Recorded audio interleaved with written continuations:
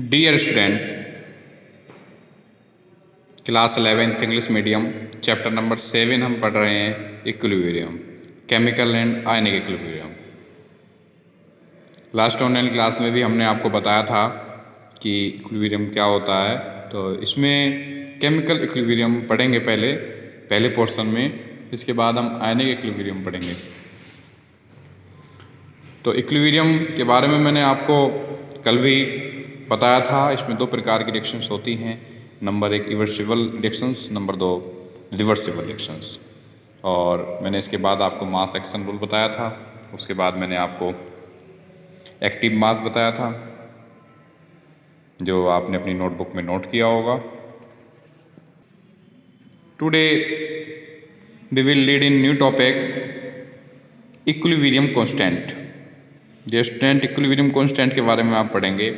Equilibrium constant of a reversible reaction is equal to ratio of rate constant of forward and backward reactions. तो dear student, कोई reaction होती है ए और B, ये chemical reactions में आती है, ये रिवर्सिबल रिएक्शन होती है। रिवर्सिबल इक्वेशन में जब हम रेट कांस्टेंट ऑफ फॉरवर्ड और रेट कांस्टेंट ऑफ बैकवर्ड को हम आपस में रेशियो में लिखेंगे तो हमें Kc प्राप्त होगा। Kc is equal to KF upon KB। तो ये Kc क्या होता है? Kc होता है इक्विलिब्रियम कांस्टेंट।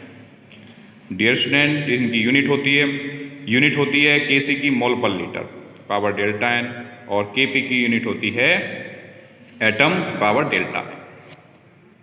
तो डियर स्टूडेंट, आप ये अपना वर्क करें। और नेक्स्ट टॉपिक हम आपको बताते हैं application of law of mass action on different equilibria.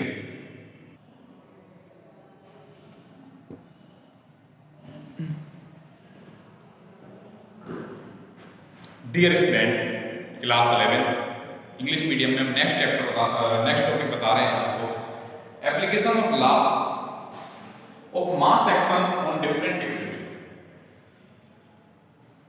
जब इक्विलिब्रियम डिफरेंट होता है या डेल्टा n की पावर 0 होती है, मैंने आपको पहले बताया था डेल्टा n क्या होता है। तो डेल्टा n की पावर जब 0 होती है तो जैसे कि ये a प्लस b है, ये c प्लस d है, तो a प्लस b और माइनस c प्लस d इनका जो योग है आपस का पावर डेल्टा n में हम उसको नोट करते हैं। ओके, तो इसी में नंबर 1 पॉइंट आता है equilibrium state when delta n is equal to 0। Number 1 आता है association equilibrium formation of HI। जैसे कि हम HI का अगर फॉर्मेशन करेंगे तो H2 plus I2 is equal to 2HI, ये इक्वेशन आती है। इस इक्वेशन को हम लिखते हैं H2 plus I2 is equal to 2HI, यानी कि रिवर्सिबल इक्वेशन है। जैसा मैंने आपको कल लास्ट में क्लास में बताया था, उसी प्रकार एक इक्वेशन आई H2 plus I2 reversible equation है 2HI। अब हम जब कोई रिएक्शन स्टार्ट करते हैं तो उसका जो मोल होता है इनिशियली, मतलब प्रारंभिक अवस्था जो होती है, इनिशियली मोल जो होता है, तो उसमें माना हमने मोल, जैसे क्या डेल्टा n का a मोल होता है तो इसमें लिख देते हैं हम डेल्टा n में a प्लस b और फिर माइनस में करते हैं c प्लस d। तो ये क्या है? ये a प्लस b, a और b हमने इनिशियली मोल माने हैं। माना लेट H2 का मोल A है, I2 का मोल B है। सिमिलरली 2HI 0 है। क्यों? जब हमने लेट किया है H2 का मोल A, I2 का B, तो अभी रिएक्शन हमारी स्टार्ट हुई है, प्रारंभ हुई है, तो ये HI का जो मोल है वो क्या हुआ? 0। अब इसमें नेक्स्ट आता है एट इक्विलिब्रियम मोल। जब हम साम्य में मोल लेंगे, जब साम्य चलेगा, साम्य मतलब इक्विलिब्रियम। ओके, जब रिएक्शन स्टार्ट होगी तब हम लेंगे तो आएगा a minus x, b minus x और यहाँ पर 2x, क्योंकि रिएक्शन हमारी चल पड़ी। तो a माइनस x, a में से कोई तो घटा, तो वो मान रखा है, माना a है तो a माइनस x हुआ, फिर b माइनस x हुआ, और यहाँ पर कितने मोल है? ये 2 है, तो ये हो गए x2। Okay, suppose volume of vessel, मतलब इसका जो वॉल्यूम है, वॉल्यूम क्या है? क्योंकि हम जब अपना क्वेश्चन सॉल्व करेंगे तो उसके लिए वॉल्यूम की आवश्यकता पड़ेगी। वॉल्यूम लीटर में आएगा, तो H2 का जो वॉल्यूम है वो किस तरीके से हम लिखेंगे? H2 का वॉल्यूम लिखेंगे हम A minus x upon V mole per litre. I2 का जो वॉल्यूम लिखेंगे हम I2 का वॉल्यूम लिखेंगे B minus x upon upon V mole per litre. HI का जो हम लिखेंगे HI is equal to 2x upon V mole per litre, ये हुआ HI का। Okay, applying law of mass action.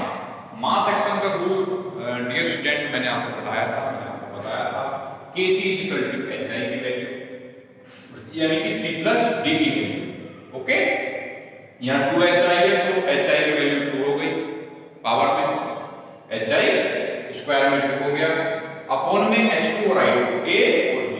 Okay, तो H2 और I2 यहाँ पे जो हमने वैल्यू निकाली है वो वैल्यू हमने यहाँ पे रखी है।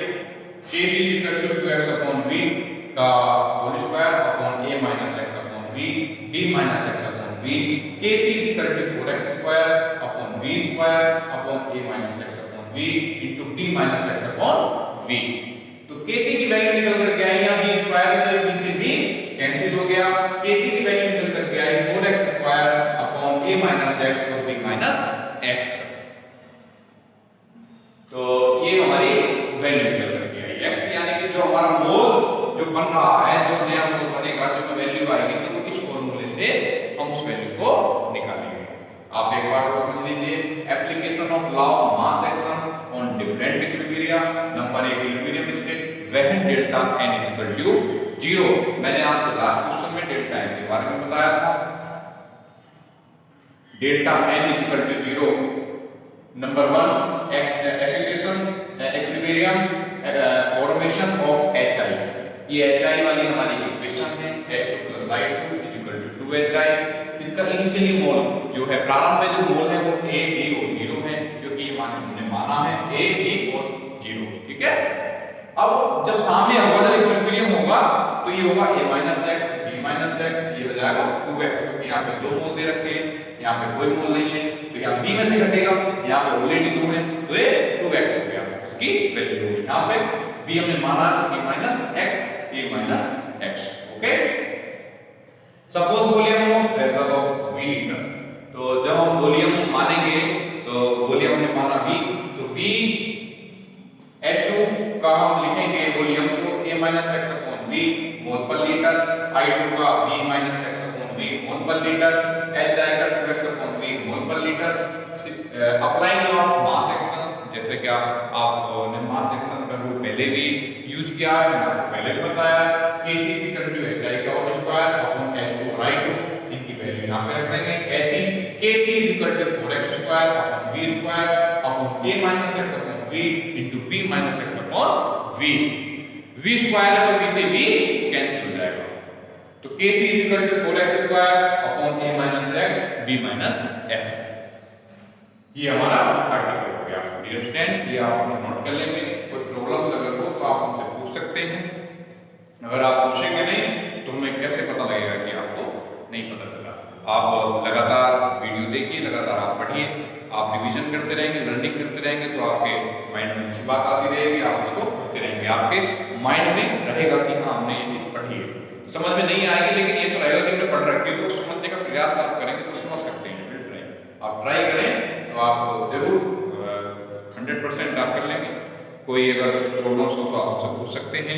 आपसे नेक्स्ट ऑनलाइन क्लास के माध्यम से फिर मुलाकात होगी। All the best.